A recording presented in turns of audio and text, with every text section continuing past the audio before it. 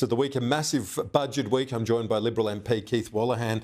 Keith, on the Coalition's plans when it comes to the migration numbers, is this viable in an economic sense? Would this damage industries like higher education if you went ahead with something like this? Kieran, it's not only viable, it's essential.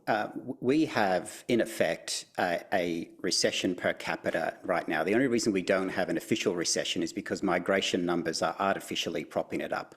That's not a way to increase productivity and grow the economy. So we have to do it. It's hard, but it has to be done. And Peter Dutton has shown that leadership. In terms of others commenting that, there's some dog whistle politics to that, I totally reject it.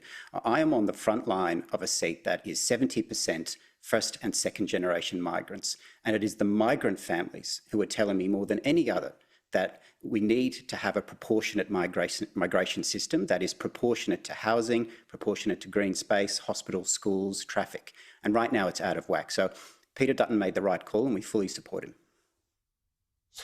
So the permanent migration down to 140,000 a year, net migration 160,000 a year.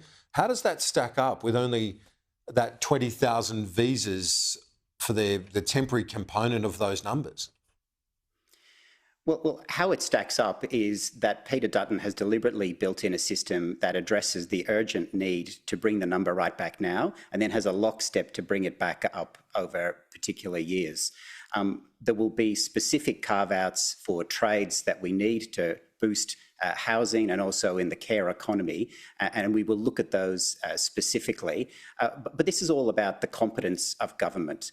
And what we have seen from this government in this portfolio in particular is incompetence. And that's not about ideology or partisanship, it's just about getting things right for the interests of all Australians. Has there been too much said? Many economists critical of Jim Chalmers and his fiscal policy and saying it's inflationary and so on.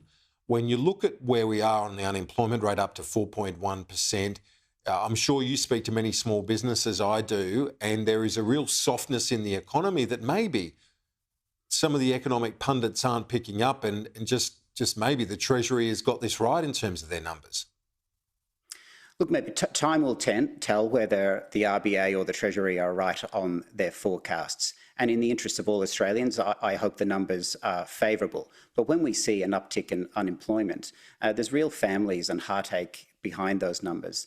And in terms of small business feeling the pain, there is a disconnect between those small businesses who are lucky enough to have contracts with the state or Commonwealth government and those that are wholly in the private sector. And what I have seen is that those are disconnected from government contracts are doing it particularly tough, and there wasn't much in the budget for them.